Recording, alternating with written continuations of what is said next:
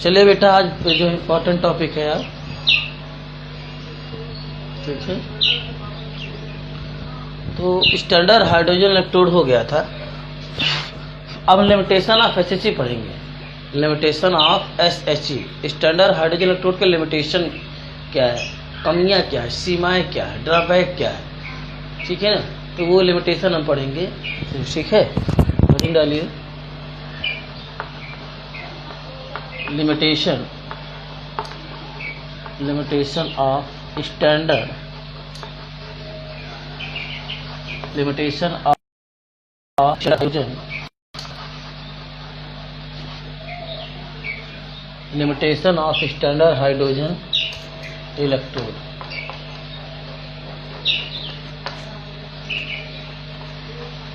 Limitation of standard hydrogen electrode dash देके these are following.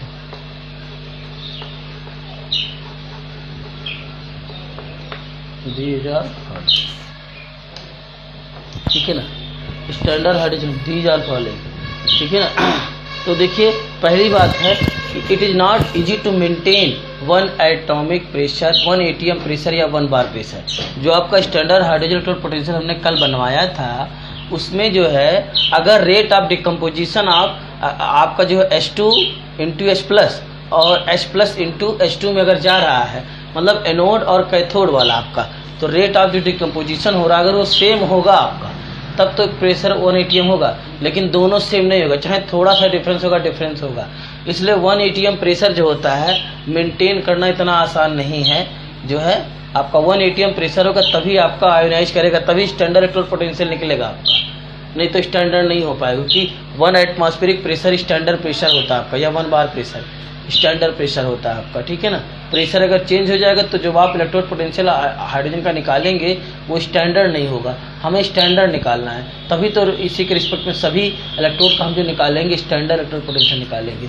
तो आपका इसीलिए जो होता है 1 एटीएम प्रेशर जो होता है या 1 बार प्रेशर जो होता है inside the standard hydrogen electrode potential के अंदर मेंटेन करना इतना आसान नहीं है, इजीली नहीं होता है। तो पहला पॉइंट ये लिखेंगे, it is not so easy, it is not so easy, it is not so easy to maintain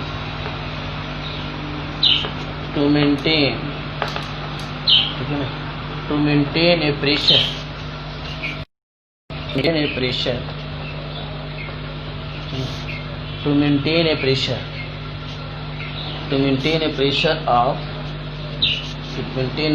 of one atmospheric, to maintain a pressure of 1 atmosphere for hydrogen gas, throughout,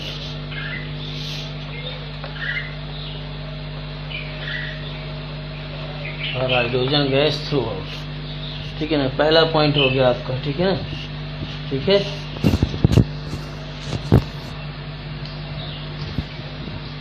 ठीक है ना। और जो होगा आपका जब रेट ऑफ डिकम्पोजिशन और आपका जो है जब आपका H2 H प्लस में जा रहा है और H प्लस आपका H2 में आ जा रहा है, दोनों का रेट जब डिफरेंस होगा तो जो मोलर कंसंट्रेशन आपका 1 मोलर आपने HCl लिया है, तो क्या 1 मोलर एग्जैक्ट रहेगा? क्योंकि आपका H2 गैस H प्लस में आएगा और फिर H प्लस किस में जाएगा, आपका H2 में जाएगा। तो दोनों का रेट जब डिफरेंट होगा तो बताइए 1 मोलर कंसंट्रेशन क्या इसका पूरे सेल के प्रोसेस के दौरान 1 मोलर कंसंट्रेशन मेंटेन रहेगा? नहीं हो पाएगा आपका, क्योंकि आपका 1 मोलर कंसंट्रेशन HCl का तभी होगा जितने आयन H2 के H प्लस में आ रहे, जितने H2 गैस आपका H प्लस में आ रहे उतने H प्लस आपका H2 गैस में चला जाए, तभी 1 मोलर मेंटेन हो पाएगा। लेकिन दोनों का रेट अगर थोड़ा सा भी डिफरेंट हुआ तो 1 मोलर कंसंट्रेशन नहीं हो पाएगा, ठीक है ना। तो कंसंट्रेशन डिफरेंट हो जाएगा। तो 1 मोलर कंसंट्रेशन जो HCl का है मेंटेन करना वो भी इजी नहीं है, डिफिकल्ट है। क्या है? डिफिकल्ट है आपका। तो लिखिए it is quite difficult. Second point, it is quite difficult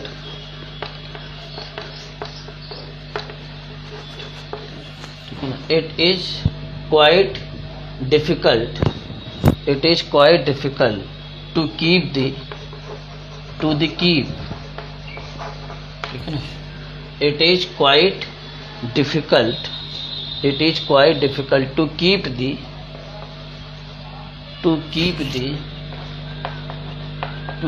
the H plus as 1 molar, to keep the H plus as 1 molar, ठीक है ना। थर्ड पॉइंट देखिए, तीसरा पॉइंट आपका है, ठीक है ना। तीसरा पॉइंट है प्लेटिनम विच आपका जो होता है, प्लेटिनम जो होता है which is the part of electrode get easily poisonous. अगर आपका जो प्लेटिनम इलेक्ट्रोड है बेटा, अगर उसमें आपका जो है स्मॉल अमाउंट में कोई इम्प्योरिटी आ जाए, ठीक है ना, तो वो आपका पॉइजन जो होता है, पॉइजन की तरह ऐड करेगा, पॉइजन कैटलिस्ट की तरह ऐड करेगा, जिससे सेल को क्या करेगा, आपका सेल के प्रोसेस को प्रिवेंट कर देगा। अगर जो प्लेटिनम रॉड लिया है उसमें स्मॉल अमाउंट में अगर इम्प्योरिटीज है, प्लेटिनम जो इलेक्ट्रोड लिया था, प्लेटिनम जो वायर लिया था, प्लेटिनम जो फॉयल था, अगर इसमें स्मॉल अमाउंट में इम्प्योरिटीज है तो आपका जो प्लेटिनम इलेक्ट्रोड होगा वो पॉइजन कैटलिस्ट की तरह काम करेगा। और वो करेगा क्या, वो सेल के जो प्रोसेस हो रहे हैं, जो ऑक्सीडेशन रिडक्शन हो रहा है, उसको प्रिवेंट कर देगा। पॉइजन कैटलिस्ट का काम यही होता है। आगे आपको हम जब चैप्टर नंबर 5 सरफेस केमिस्ट्री पढ़ाएंगे तो वहाँ पे हम पॉइजन कैटलिस्ट आपको पढ़ाएंगे, positive catalyst, negative catalyst, promoters, ठीक है ना, तो ठीक है ना, ऑटो कैटालिसिस, ठीक है ना। तो हम तमाम कैटलिस्ट आपको सरफेस केमिस्ट्री चैप्टर नंबर 5 में पढ़ाएंगे। तो आपका जो है अगर प्लेटिनम में स्मॉल अमाउंट में ट्रेसेस हो गया आपका, और 100% इस यूनिवर्स में आप अगर गोल्ड ले लेंगे, गोल्ड तो 100% गोल्ड नहीं होता, ठीक है ना। 100% अगर कोई आपने कहा, कोई आयरन की रॉड आपको दे दिया, कहा ये 100% है, तो 100% नहीं होगा कोई भी, वो 99.9% या 99.99% आपका इतना हो सकता है। आपका 100% प्योर कोई नहीं होता है।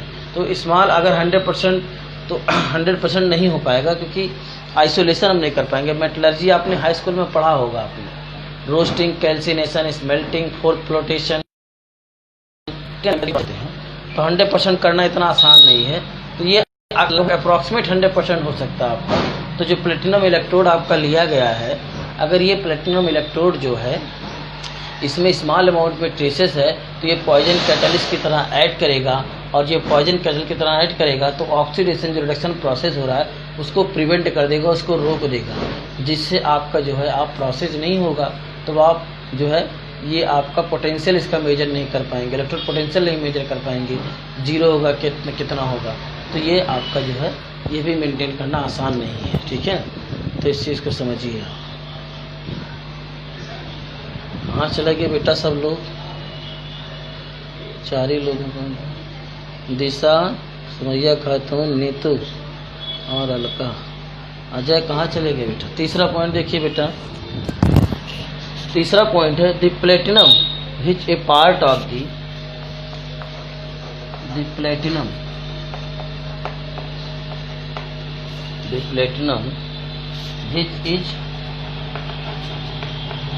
which is a part, the platinum which is a part of the electrode,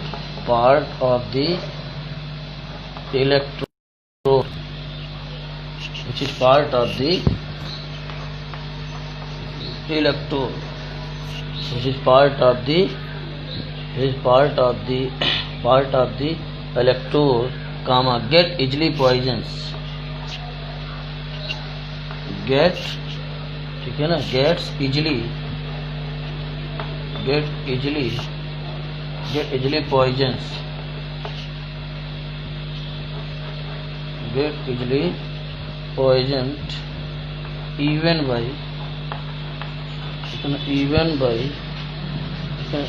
by small traces of,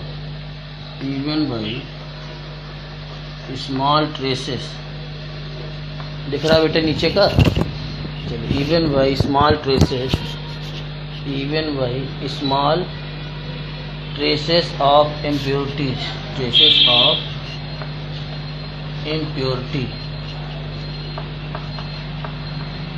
impurities, ठीक है ना, इम्प्योरिटीज प्रेजेंट, इम्प्योरिटी, ये आपका लिमिटेशन हो गया आपका, ठीक है ना। सभी लोग आ जाइए बेटा, सभी लोग आइए। कहाँ चले गए? 4 ही लोग हैं, सभी लोग ऑनलाइन आ जाइए। दिशा, सुमैया खातून, नीतू और आपका जो अलका, ये 4 लोग हैं। ना जूही है, ना अजय है, ना आदित्य शुक्ला है,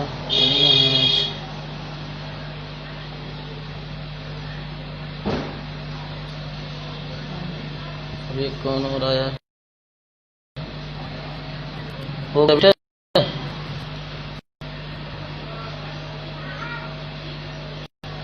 सो नहीं कर रहा, आगे बढ़े, कोई कंफ्यूजन तो नहीं इसमें। अब पढ़ेंगे measurement of standard electrode potential. Submit कर दें।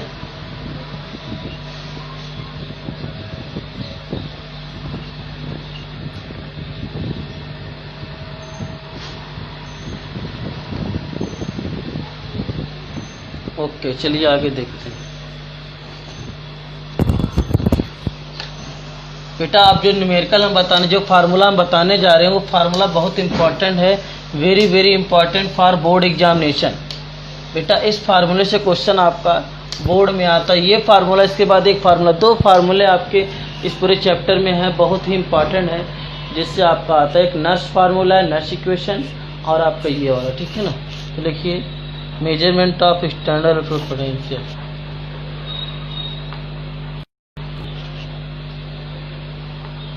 measurement of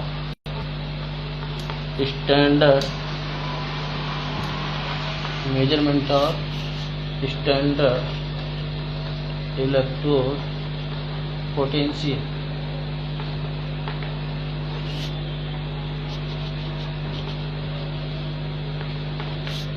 measurement of standard electrode potential, और standard potential के ई नॉट्स, इससे ई नॉट्स। तो क्या होता है इन जनरल,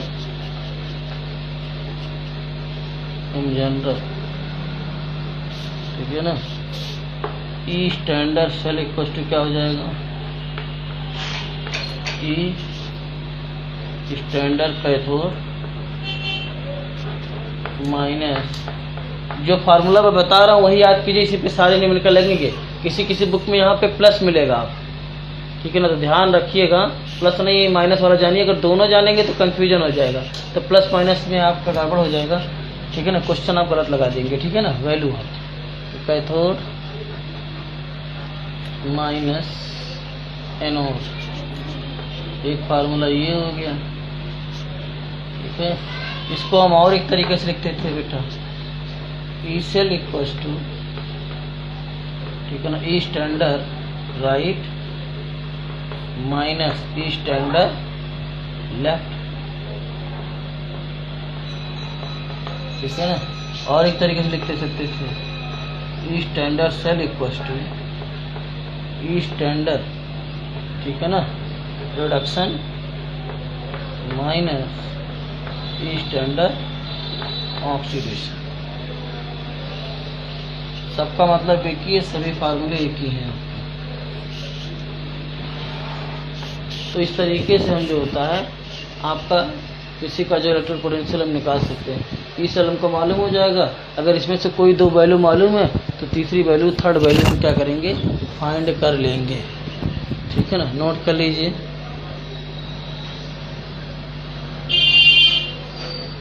नोट कर लीजिए बेटा, ये फार्मूला बहुत इंपॉर्टेंट है बेटा, इस पे न्यूमेरिकल आपको मिलेंगे, ठीक है। 100% वेरी वेरी इंपॉर्टेंट लिख देते हैं, very very very very important for board examination, board और कंपटीशन दोनों के लिए इम्पोर्टेंट,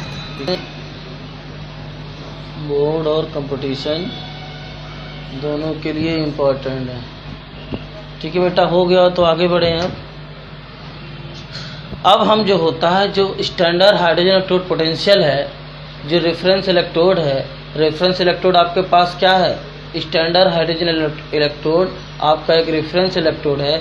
इसकी सहायता से किसी दूसरे इलेक्ट्रोड का हम इलेक्ट्रोड पोटेंशियल कैसे डिटरमाइन करेंगे, इसको हम फिगर के थ्रू आपको बताते हैं। दो फिगर, एक जिंक का और एक कॉपर का, दोनों से हम बता देंगे। हो गया, मिटा दे बेटा, हो गया बेटा। चलिए आगे देखते हैं।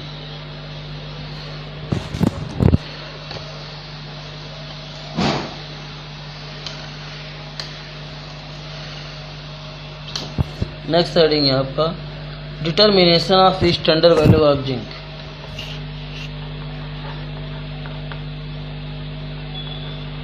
डिटर्मिनेशन ऑफ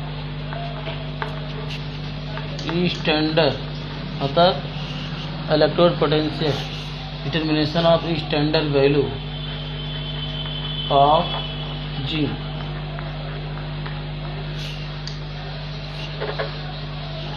ठीक है ना, इसके लिए डायग्राम आपका है, चलिए देखिए। ठीक, आप जानते हैं जिसका ऑक्सीडेशन होता है राइट साइड में और जो रिडक्शन होता है लेफ्ट साइड में। तो इसमें क्या किया, इसको चेक किया गया, देखा गया फिगर बनाएंगे ऐसे। ठीक है,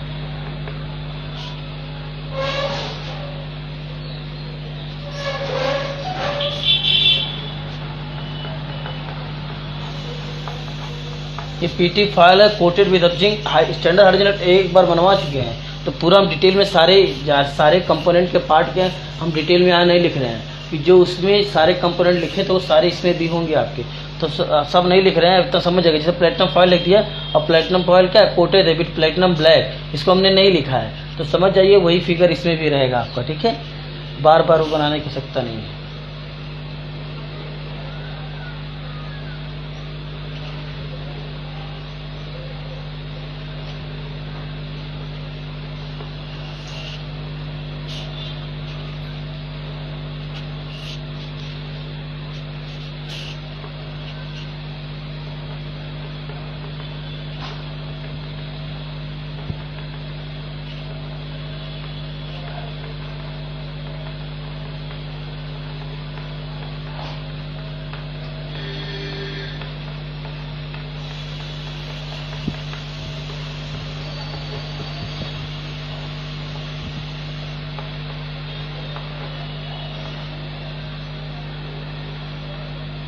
वन मोलर HCl एक्वस, ये पीटी फाइल है, और H2 gas under 1 atm pressure.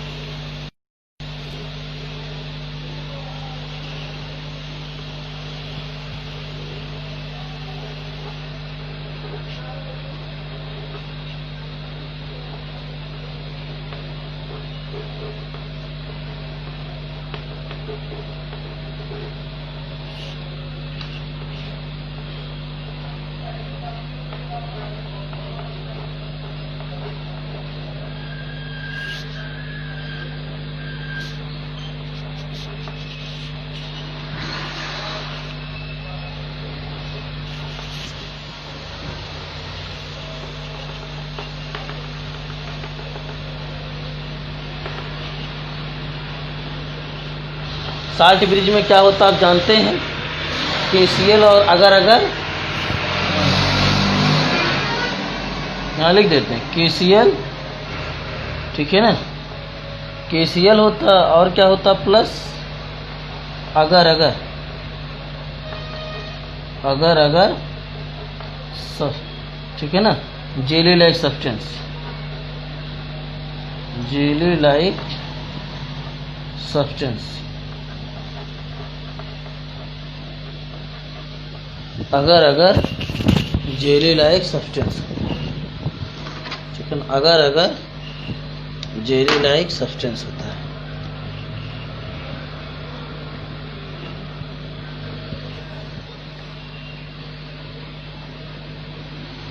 ठीक है, अगर जेली लाइक सब्सटेंस होता है, ठीक है, साल्ट ब्रिज में। और इसमें क्या है आपका, ये जिंक की रॉड है,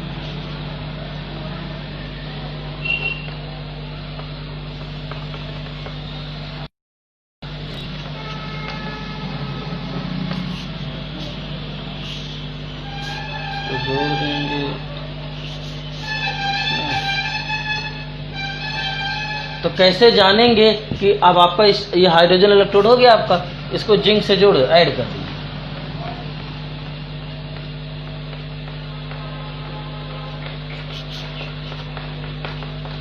यहाँ लेते हैं 1 molar ZnSO4 solution, 1 molar ZnSO4 aqueous, ठीक है ना, 1 मोलर ZnSO4 एक्वस, ये ले लिया आपका। अब ये सर्किट कंप्लीट हो गया आपका, इसका पोटेंशियल हमको 0 मालूम ही है आपका। बोलिए अब इसमें क्या होगा आपका, इसमें ये देखा गया कि करंट जो इलेक्ट्रॉन जो फ्लो कर रहा है वो इस डायरेक्शन में, इलेक्ट्रॉन ये एनोड हो जाएगा आपका। और इसमें ये देखा गया, पहले तो ये हमें नहीं मालूम था कि जिंक आपका हमें इसका मालूम था इलेक्ट्रोड पोटेंशियल 0 होता है, इसका हमें नहीं मालूम था कि इसका इस इलेक्ट्रोड का जो जिंक इलेक्ट्रोड है इसका ये ऑक्सीडाइज होगा कि रिड्यूस होगा, तो ये हमें नहीं पता था, कुछ नहीं पता था, हमें केवल इसके बारे में पता था। तो जब हमने इस स्टैंडर्ड हाइड्रोजन इलेक्ट्रोड को जब जिंक इलेक्ट्रोड से हमने ऐड कर दिया तो हमने देखा इलेक्ट्रॉन फ्लो कर रहा है कहाँ से, हमने देखा कि इलेक्ट्रॉन फ्लो कर रहा है वो आपका जिंक से किसकी तरफ, हाइड्रोजन की तरफ, जिंक से हाइड्रोजन की तरफ। तो करंट किधर फ्लो करेगा, हाइड्रोजन से, यानी कि जब इलेक्ट्रॉन जिंक से हाइड्रोजन SHE की तरफ फ्लो कर रहा है, यानी कि जिंक का क्या हो रहा है आपका, ऑक्सीडाइज हो रहा है। क्या हो रहा है, इलेक्ट्रोड है वो ऑक्सीडाइज करेगा, रिड्यूस करेगा, हमें कुछ नहीं पता था जिंक के बारे में। हमने क्या किया, जिंक राड को जिंक सल्फेट में डिप कर दिया 1 मोलर, और इसको क्या कर दिया, एक वायर से जोड़ दिया। साल्ट ब्रिज का काम हमने सब कुछ आपको डिटेल में पहले बता दिया है। तो इसमें देखा गया कि इलेक्ट्रॉन जो होता है वो जिंक इलेक्ट्रोड से इधर जा रहा है आपका हाइड्रोजन की ओर, हाइड्रोजन इलेक्ट्रोड की तरफ आपका SHE स्टैंडर्ड हाइड्रोजन इलेक्ट्रोड की तरफ जा रहा है, और करंट क्या होगा, इसके अपोजिट फ्लो करेगा आपका। तो जब इलेक्ट्रॉन आपका जिंक इलेक्ट्रोड से आपका SHE की तरफ जा रहा है, तो यानी कि ये क्या कर रहा है, ऑक्सीडाइज कर रहा है, यानी किस तरह बिहेव करेगा आपका, एनोड की तरह। किस तरह बिहेव करेगा, एनोड की तरह। और एनोड पर कैसा चार्ज होता है आपका, पॉजिटिव, ठीक है ना। ये एनोड पर नेगेटिव क्यों दिखाएगा, क्योंकि इलेक्ट्रॉन इससे निकल रहा है, उससे पॉजिटिव चार्ज होता है, लेकिन इलेक्ट्रॉन इससे निकल रहा है, तो ये एनोड, मतलब एनोड पर क्या होता है, ऑक्सीडेशन, मतलब ये ऑक्सीडाइज करेगा। ये क्या करेगा आपका, रिड्यूस करेगा। ये आपको ऑक्सीडाइज करेगा, ये आपका क्या करेगा, रिड्यूस करेगा, इसके अपोजिट। अब यहाँ पे वो लगा है गैल्वेनोमीटर या अमीटर, जो भी दीजिए, देख लीजिए। इलेक्ट्रॉन फ्लो कर रहा है तो करंट किधर फ्लो करेगा, I, ठीक है ना, करंट फ्लो, ठीक है ना। इलेक्ट्रॉन के अपोजिट क्या करेगा आपका, करंट फ्लो करेगा। क्या करेगा, करंट फ्लो करेगा। इलेक्ट्रॉन अपोजिट के क्या करेगा, करंट फ्लो करेगा। अब यहाँ गैल्वेनोमीटर और मीटर लगा देंगे आप, ठीक है ना, तो वो आपका कितना करंट फ्लो कर रहा है भाई, अगर एम्पियर, यहाँ पोटेंशियोमीटर लगा देंगे तो कितना पोटेंशियल, वो में अमीटर लगा देंगे कितना करंट फ्लो कर रहा है वो मेजर हो जाएगा, ठीक है ना। इलेक्ट्रोड पोटेंशियल निकालना तो आपको मालूम है, ये अब एक सेल बन गया। क्या बन गया, एक सेल बन गया आपका। क्या बन गया, एक सेल बन गया। तो यहाँ पे जो पोटेंशियल आएगा वो ई सेल का आएगा आपका। तो E standard cell equal to क्या हो जाएगा बताइए, E standard cell equal to E standard cathode minus E standard anode हो जाएगा आपका। यहाँ स्पेस नहीं, इधर लिख देते हैं, देखिए इधर ई स्टैंडर्ड सेल इक्वल टू क्या हो जाएगा, ई standard cathode minus E standard anode हो जाएगा आपका, ठीक है ना। ई स्टैंडर्ड कैथोड माइनस ऊपर लिख देते हैं, देखिए यहाँ ई स्टैंडर्ड सेल इक्वल टू क्या हो जाएगा, ई standard cathode minus E standard anode हो जाएगा। ये फार्मूला भी हमने आपको पढ़ाया है। तो यहाँ पे अगर लगा है, यहाँ पे अगर गैल्वेनोमीटर या अमीटर लगा, गैल्वेनोमीटर प्रेजेंस ऑफ करंट को बताएगा, अमीटर लगा देंगे तो मैग्नीट्यूड ऑफ करंट को बताएगा, अगर पोटेंशियल लगा देंगे तो कितना पोटेंशियल है वो मेजर हो जाएगा, कितना पोटेंशियल फ्लो कर रहा है वो मेजर हो जाएगा। तो आपका जब इसको हम सर्किट को कंप्लीट करेंगे, इलेक्ट्रॉन फ्लो करेगा, उसके अपोजिट डायरेक्शन में करंट फ्लो करेगा, तो यहाँ पोटेंशियोमीटर लगा देंगे, तो इससे हमें ये पता चल जाएगा कि कितना जो है पोटेंशियोमीटर फ्लो कर रहा है, कितना आपका इस सेल का जो है आपका ई स्टैंडर्ड सेल कितना है, जो आपका यहाँ नीडल में आएगा पोटेंशियोमीटर में, उसको कहाँ लिखेंगे, हम यहाँ लिखेंगे, कहाँ लिखेंगे, यहाँ पे। और हाइड्रोजन का आपको ऑलरेडी मालूम है कितना होता है, SHE का जो इलेक्ट्रोड पोटेंशियल होता है कितना होता है, 0, और इसका ये क्या किस तरह भी आपका रिडक्शन हो रहा है, तो रिडक्शन कहाँ होता है, कैथोड पर, तो यहाँ 0 रख देंगे, और जो नीडल में जो वैल्यू आएगी, जो यहाँ पे जो वैल्यू आएगी उसको कहाँ लिखेंगे, जो नीडल में जो वैल्यू आएगी उसको कहाँ रखेंगे, ई स्टैंडर्ड सेल में रखेंगे आपका। और हाइड्रोजन का आपको मालूम है ई स्टैंडर्ड कैथोड, ये पुट कर देंगे तो ई स्टैंडर्ड एनोड निकल जाएगा, और ई स्टैंडर्ड एनोड किसका हो जाएगा, आपका जिंक का हो जाएगा। इस तरीके से हम जिंक का इलेक्ट्रिक पोटेंशियल फाइंड कर लेंगे। ये स्टैंडर्ड सेल यहाँ जो आपका जो अमीटर लगा, गैल्वेनोमीटर लगा, पोटेंशियोमीटर लगा है, वो यहाँ पे जो वैल्यू आएगी उसको यहाँ पे रखेंगे, ई स्टैंडर्ड सेल, इलेक्ट्रोड पोटेंशियल आप ई स्टैंडर्ड सेल में रखेंगे।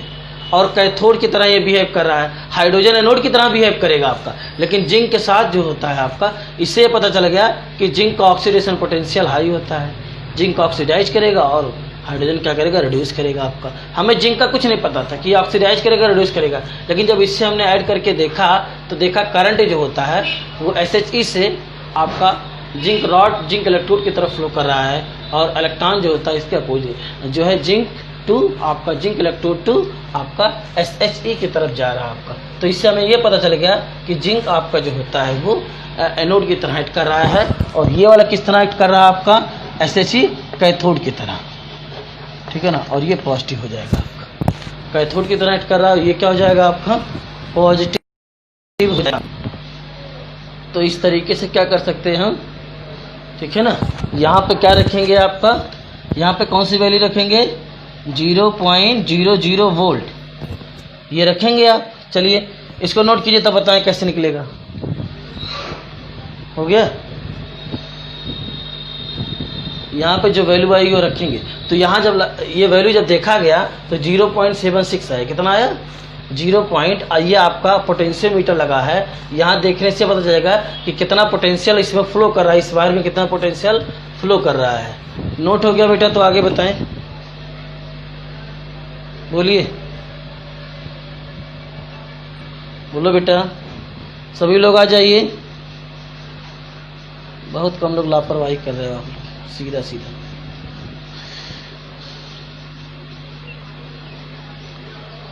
नाइस्मा, निकता, सुमैया खातून, इसमें तो काफ़ी दिखा रहे हैं, 100 क्यों नहीं कर रहे हैं, 1 2 3 4 5 6 दिख रहे हैं इसमें।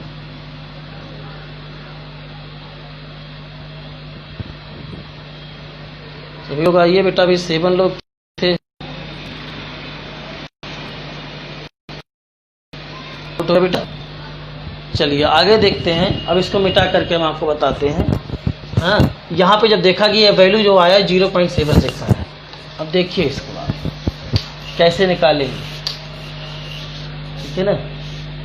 तो E standard cell equal to हो जाएगा ई standard cathode minus E standard anode, ठीक है ना। तो ई स्टैंडर्ड आपका जो वैल्यू आया था वो अमीटर जो लगा था, मीटर द पोटेंशियोमीटर, वो मेजर कर देगा स्टैंडर्ड सेल को। तो कितना आया था स्टैंडर्ड सेल, 0.76 आया था। और ई कैथोड कितना हो जाएगा हाइड्रोजन का, 0.00, और माइनस ई स्टैंडर्ड ठीक है ना, ई स्टैंडर्ड, या इसी को हम ऐसे भी लिख सकते हैं, देखिए इसको हम ऐसे भी लिख सकते हैं, ई स्टैंडर्ड सेल इक्वल्स टू, तो ये क्या करेगा आपका ई स्टैंडर्ड, ये रिड्यूस हो रहा है आपका, है क्या हो रहा है आपका रिड्यूस, यानी कि H plus 2H plus oblique किस में जा रहा है H2 में, माइनस ई स्टैंडर्ड, ठीक है ना, ये ऑक्सीडेशन हो रहा है। तो लेकिन यहाँ पे जब भी रखेंगे तो ध्यान रखिएगा रिडक्शन ही रखेंगे, तो Zn2 प्लस ऑब्लिक Zn, तो रिडक्शन है आपका, ये रिडक्शन, ऑक्सीडेशन हो रहा है, लेकिन अगर यहाँ पॉजिटिव कर देंगे तब ऑक्सीडेशन पोटेंशियल रखेंगे, तो हमेशा जब भी हमेशा रिडक्शन पोटेंशियल ही रखेंगे। तो अब देखिए इसका हमको मालूम है कितना, उससे मालूम हो गया 0.76, और इसका कितना मालूम है हाइड्रोजन का 0.00, और माइनस ये क्या हो जाएगा आपका Zn2 प्लस ऑब्लिक Zn, ये रिडक्शन हो रहा है, क्या हो रहा है जिंक का, Zn2 प्लस Zn में जाए तो रिडक्शन हो रहा है आपका, तो कितना आ जाएगा आपका, यहाँ से 0 आ जाएगा आपका, तो ये माइनस है आपका, तो माइनस से मल्टीप्लाई कर देंगे, या ऐसे कर दीजिए माइनस माइनस, इसको आप ठीक है ना 0 को इधर ले आइए आप, या ऐसा कीजिए, चलिए अब सीधे लिख देते हैं, तो E standard Zn2 plus oblique Zn, ये कितना आ जाएगा माइनस 0.76 वोल्ट, 0.76 वोल्ट इतना आ जाएगा आपका, ठीक है, इतना आ जाएगा आपका। तो ये क्या है, रिडक्शन पोटेंशियल है, जिंक का क्या है रिडक्शन पोटेंशियल, देखिए Zn2 प्लस ऑब्लिक Zn में जा रहा है तो क्या रिडक्शन, तो ऑक्सीडेशन पोटेंशियल कितना हो जाएगा, ये क्या है आपका reduction potential, reduction potential, reduction potential of zinc, reduction potential of zinc हो गया आपका, ठीक है। इसी प्रकार से अगर ऑक्सीडेशन पोटेंशियल का निकालना है तो ऑक्सीडेशन पोटेंशियल जी standard Zn oblique Zn2 plus, तो Zn2 प्लस में जा रहा है तो क्या हो रहा है ऑक्सीडेशन हो रहा है, तो कितना ये माइनस है, तो आपका जब रिडक्शन पोटेंशियल माइनस किसी इलेक्ट्रोड का होगा तो उस इलेक्ट्रोड का जो ऑक्सीडेशन पोटेंशियल होगा प्लस होगा आपका, और जब किसी जो इलेक्ट्रोड का रिडक्शन पोटेंशियल जो होता है वो पॉजिटिव होगा तो ऑक्सीडेशन पोटेंशियल क्या हो जाएगा नेगेटिव, तो आपका जो रिडक्शन पोटेंशियल जिंक इलेक्ट्रोड का है वो नेगेटिव आया तो ऑक्सीडेशन पोटेंशियल क्या हो जाएगा पॉजिटिव, तो 0.76 वोल्ट, ठीक है ना। तो इस तरीके से हमने जिंक का क्या कर लिया, रिडक्शन पोटेंशियल ऑक्सीडेशन पोटेंशियल इस फार्मूले से फाइंड कर लिया। इसी प्रकार हम कापर का निकालेंगे, फिर जिंक और कापर का जो इलेक्ट्रोकेमिकल सेल है उसकी वैल्यू निकाल लेंगे हम। इसको नोट कर लीजिए बेटा, इसको नोट कर लीजिए।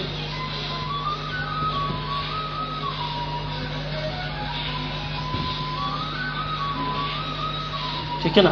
अब आपका कल हम आपको बताएंगे, थोड़ा आज हमें जाना स्कूल पे बेटा, ठीक है। तो आज जो इतना रहने देते हैं, अब कापर का कल हम बनवाएंगे। जैसे जिंक का बनवाया हमने, ऐसे कापर राड को कापर सल्फेट में डिप करके इसको हम कल बनवाएंगे, ठीक है। कापर राड का कापर सल्फेट में, ठीक है। सभी लोग आ जाइए बेटा, अभी 7 थे, कहाँ 7 है, सभी लोग आ जाइए, एक बार स्क्रीनशॉट ले लें। 7 थे, 6 हो गए, ऑनलाइन आइए सब लोग, ठीक है। तो आज इतना ही रहने देते हैं बस, ठीक है।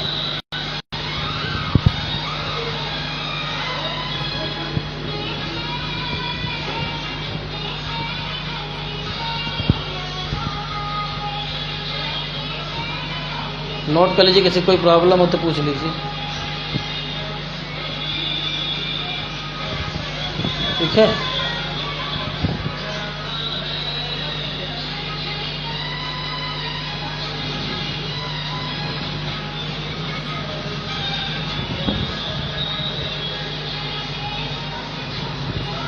ठीक, thank you class. Now we will discuss next stage बेटा। आज स्कूल में जा रहा थोड़ा काम है।